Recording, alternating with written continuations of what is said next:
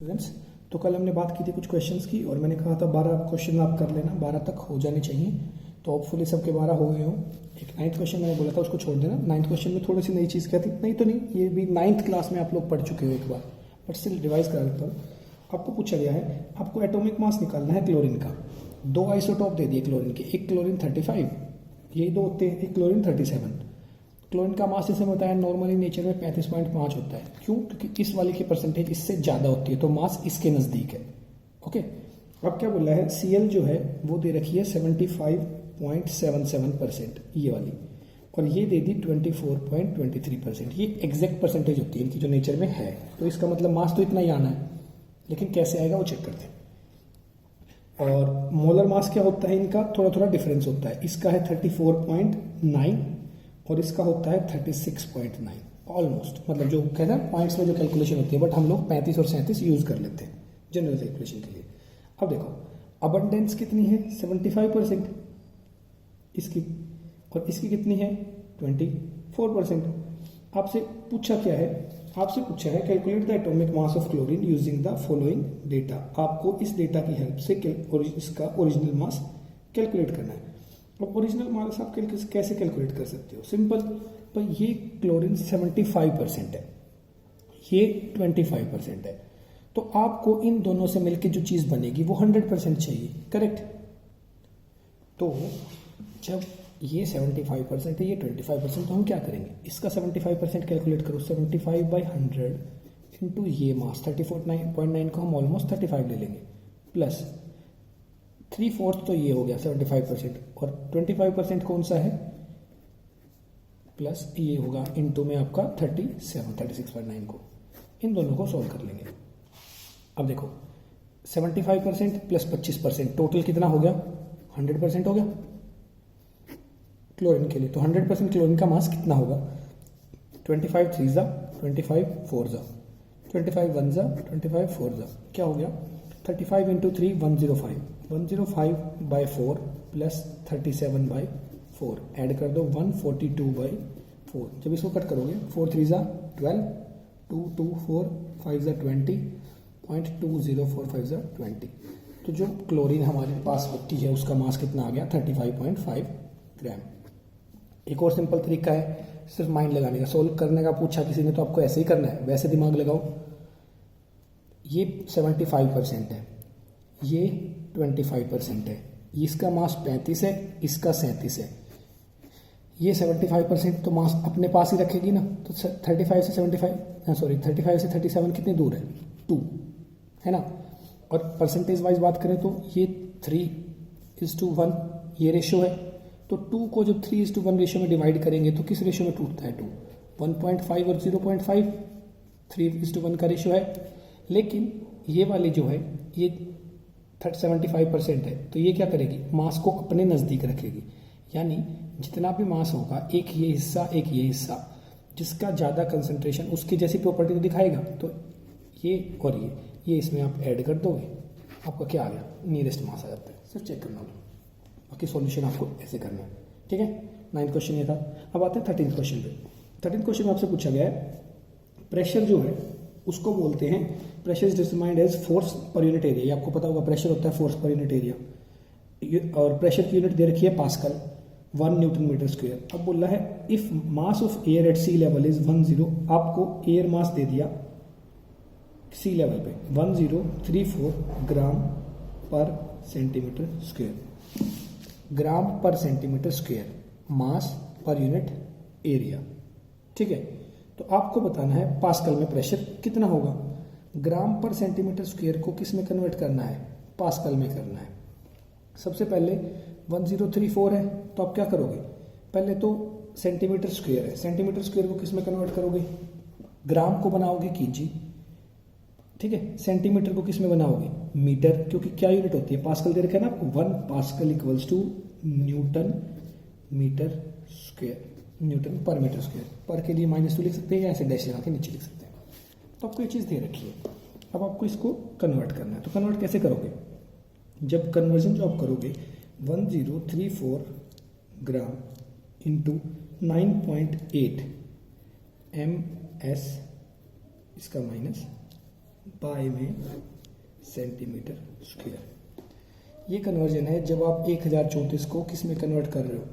आपका पहला कन्वर्जन आपको चेंज करना है कि भाई प्रेशर हो गया वेट पर यूनिट एरिया। वेट कितना है 1034 ग्राम। वेट क्या होता है, मास होता है ग्राम में, वेट होता है ग्राम। मास तो ठीक है, मास के साथ साथ उसकी किससे गुना हो जाती है, ग्रेविटेशन। ग्रेविटेशन कांस्टेंट क्या होता है, ग्रेविटेशन फोर्स क्या होगी पता होगा ना, W is equal to mg होता है। Weight is equal to mass into gravitation, ठीक है। ग्रेविटेशन फोर्स वो होती है 9.8 मीटर पर सेकेंड स्क्वायर, जो एक्सेलरेशन ड्यू टू ग्रेविटेशन होती है। याद रखना g की वैल्यू 9.8 होती है स्मॉल। कैपिटल G की भी बात करना, फिजिक्स में आएंगे ये सारी चीज़ें तो याद जरूर रखना आप लोग। कैपिटल G की जब हमारे नीड पड़ेगी हम बात करेंगे। तो जो वेट होता है वही होता है जो हम बोलते हैं ना कि आपका वेट अर्थ पे इतना है, चांद पे कितना होगा, तो वेट चेंज होगा, मास चेंज नहीं होता, ठीक है। क्योंकि वेट क्या होता है, ग्रेविटी के ऊपर होता है। अर्थ की ग्रेविटी कितनी, किसी और प्लेनेट की कितनी, चलो उस डिटेल में आपको नहीं जाना। तो वेट पर यूनिट एरिया प्रेशर हो जाएगा आपका, ठीक है। तो वेट 1034, क्योंकि न्यूटन में आपको फोर्स चेक करनी है, इनटू दिस। अब इसको किन उसमें कन्वर्ट करोगे, केजी में, तो 1034 इंटू 9.8 इंटू 1 kg के लिए 1/1000 ग्राम, और सेंटीमीटर स्क्वायर है ना तो 100 इंटू 100, तभी तो मीटर से सेंटीमीटर बनेगा। और इसको आप कैलकुलेट कर लो, 1 2 3 3 जीरोज हैं, 3 कैंसिल होगी, 1 बच गई, तो 1034 इंटू 98 जो आपके पास आएगा वो आएगा 10.133 into 10 raise to the power, ये हो जाएगा आपका 10 पॉइंट लिखा है, इसको 10 पॉइंट भी मत लिखो, इसको लिखो 1 पॉइंट। 1 के बाद डेसिमल लगाते हैं हम जब भी साइंटिफिकली कुछ लिखते हैं ना, 1.0133 into 10 raise to the power. जो आंसर टोटल आ रहा था वो आ रहा था आपका 10,133, ठीक है। तो अब 1 2 3 4 पीछे कर दिया, 10 की पावर 4, और यूनिट क्या हो जाएगी, पास्कल। तो ये आपका पास्कल में प्रेशर होगा, ठीक है। इस टाइप के क्वेश्चन भी आपसे पूछे जा सकते हैं, आपको यूनिट चेंज करनी है। फिजिक्स में चैप्टर किया होगा एक मैथमेटिकल टूल्स, उसमें यही सब सिखाते हैं आपको यूनिट्स कैसे कन्वर्ट करनी है। और फिजिक्स की है ये, कुछ केमिस्ट्री की हैं, काफ़ी चीज़ें मिलती जुलती भी हैं, बट आपको ध्यान रखना है कि यूनिट चेंज कैसे की जाए अगर पूछी गई है तो। देन जो आपका 14th क्वेश्चन है उसमें what is SI unit of mass, ये थ्योरेटिकल क्वेश्चन आप कर लोगे। फिर मैच द फॉलोइंग पूछा है, माइक्रो का मतलब होता है छोटा, 10 की -6 किसी भी चीज़ में। माइक्रो का उल्टा क्या होता है, मेगा, 10 की +6 हो जाएगा। गीगा उससे भी बड़ा, जैसे होता है ना MB मेगाबाइट गीगाबाइट, आप कंपेयर कर लेना। और 16th question what is meant by significant figure. Significant figure का मतलब होता है ऐसे मीनिंगफुल डिजिट्स जिनकी सर्टेनिटी वैल्यू हमें पता होती है। फिर आपका 17th क्वेश्चन जो है वो है, आपको एक ड्रिंकिंग वाटर का सैंपल दिया गया है जिसके अंदर 15 ppm कंसंट्रेशन दी गई है। 15 ppm मतलब 15 पार्ट पर मिलियन, 1 मिलियन में 15 पार्ट है, 10 लाख में 15 पार्ट है, तो 15 का मतलब बताओ, मिलियन बताओ कितने में होगा, उसको परसेंटेज में कन्वर्ट कर दो। तो ये सब आप न्यूमेरिकल हम लोग कर चुके हैं, इस बारे में मैंने आपको एग्जांपल दे चुका हूँ, तो आप कर लोगे। देन जो 18th क्वेश्चन है उसकी साइंटिफिक नोटेशंस लिखनी है आपको।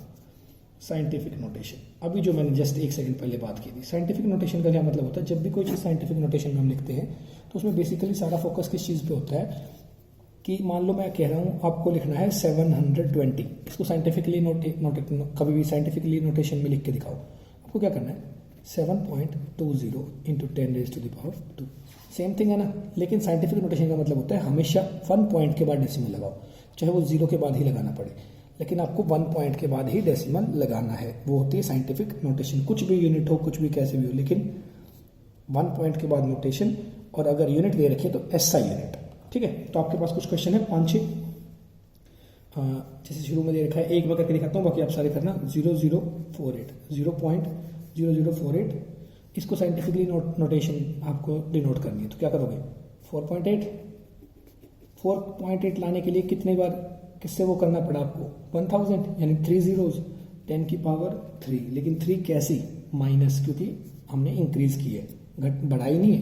जैसे ये तो 720 था, इसमें तो 10 हमने कॉमन ले लिया, इसमें कॉमन नहीं लिया, इसमें हमें नीचे से कॉमन लिया 1/, तो 10 की पावर माइनस में आ गई। इसके बाद 234 और ये सब आप लोग कर लोगे।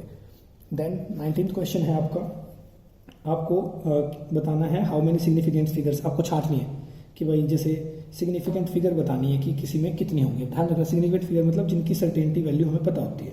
जैसे शुरू में आपको दे रखा है 208, ठीक है, इसमें सिग्निफिकेंट फिगर्स बताने हैं वो कितनी है, तो ये भी सिग्निफिकेंट है 100 प्लेस पे, ये 10 प्लेस पे, ये यूनिट प्लेस पे, तीनों सिग्निफिकेंट, तीनों अपने अपना एक स्टैंड ले रही हैं, ठीक है। इसको ऐसे लिख सकते हैं ना 2 इंटू 100 प्लस क्या 0 इंटू 10 प्लस 8 इंटू 1, ठीक है, तो 3 होगी।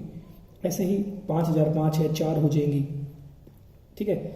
और फिर उसके बाद आपका जैसे एक ये है 126000, अब इसमें जब भी जीरो किसी के पीछे आ जाए या जीरो किसी के पहले आ जाए तो जीरो की आपकी जो सिग्निफिकेंट वैल्यू है वो खत्म हो जाती है, क्योंकि जीरो पीछे हो या पहले हो उससे मैटर नहीं करता। जब जीरो किसी के बीच में आए वहां उसकी वैल्यू है, लेकिन अब इसकी कोई वैल्यू स्टैंड नहीं करती इंडिविजुअली, क्योंकि इसको डिफाइन करने के लिए पीछे कुछ नहीं है। तो हमेशा याद रखना, जब जीरो पीछे हो या किसी से पहले हो तो जीरो को हम सिग्निफिकेंट फिगर नहीं मानते, किसी के बीच में है तो उसको सिग्निफिकेंट फिगर हम मानते हैं। तो इसमें सिर्फ 3 सिग्निफिकेंट फिगर हो, ऐसे ही आप कर लोगे। क्वेश्चन नंबर 20 है, उसमें आपको राउंड अप करना है 3 सिग्निफिकेंट फिगर्स तक। जैसे पहला है 34.216, राउंड ऑफ करना है। आपको पता होगा कोई भी चीज़ जीरो अगर 5 से कम होती है तो उसको राउंड ऑफ करके उससे पहले वाला नंबर लिख देते हैं, और 5 से ज़्यादा होती है तो उससे अगला नंबर। जैसे इसको अगर मैंने 2 डेसिमल में राउंड ऑफ करना है तो ये 5 से बड़ा है 6, तो इस 1 का क्या बन जाएगा +1, 34.22। लेकिन इसने क्या बोला है, आपको 3 डिजिट्स में राउंड ऑफ करना है। 3 डिजिट्स मतलब 1 2 3, तो इसको भी राउंड ऑफ करना है। अब ये 2 है, 5 से कम है तो ये 2 एज इट इज रह जाएगा, 34.2 ये आपकी होगी फिगर, ठीक है। ऐसे ही क्वेश्चन इसमें और हैं, वो आप लोग कर लेना। 5 पार्ट हैं इसके, वो आप लोग उतार लोगे। देन आपका 21st क्वेश्चन है, आपको कंटेंट दे रखे हैं नाइट्रोजन और ऑक्सीजन के, ठीक है। उसमें केमिकल लॉ ऑफ कॉम्बिनेशन आपको प्रूव करना है कि एक इसमें इतना, फिर कुछ यूनिट्स लिख रखी हैं कि केजी में किलोमीटर में कितने मिलीमीटर कितने पिकोमीटर, वो आप कंपेयर कर लेना। देन 22nd क्वेश्चन है आपका, स्पीड ऑफ लाइट आपको दे रखी है, उसमें डिस्टेंस निकालना है, पता ही होगा स्पीड, ठीक है, स्पीड डिस्टेंस और टाइम, इन तीनों की क्या रेशियो होती है। डिस्टेंस कभी भी क्या होता है, मान लो 100 किलोमीटर, कितनी स्पीड से गए 50 की स्पीड से गए तो कितने घंटे लगे 2 घंटे, ऐसे याद रखो। टाइम किसके इक्वल होते हैं, डिस्टेंस, मान लो 200 किलोमीटर, स्पीड थी 100 की, कितना टाइम लग गया, डिवाइड करेंगे speed, time is equal to distance by speed. मान लो डिस्टेंस था 100 किलोमीटर, हमारी स्पीड भी थी 100, तो टाइम कितना आ गया 1 आवर। फिर इनको इधर उधर ले जाके रीअरेंज करो, ठीक है स्टूडेंट्स। तो इस वीडियो में आप इतना ही करना, 22 क्वेश्चंस तक आप सारे कर लेना। उसके बाद नेक्स्ट मैं बताता हूँ अगले वीडियो में हमें जो जो क्वेश्चंस करने हैं, जैसे जैसे करने हैं, और फिर इस चैप्टर को हम कंप्लीट करते हैं। Okay students, take care.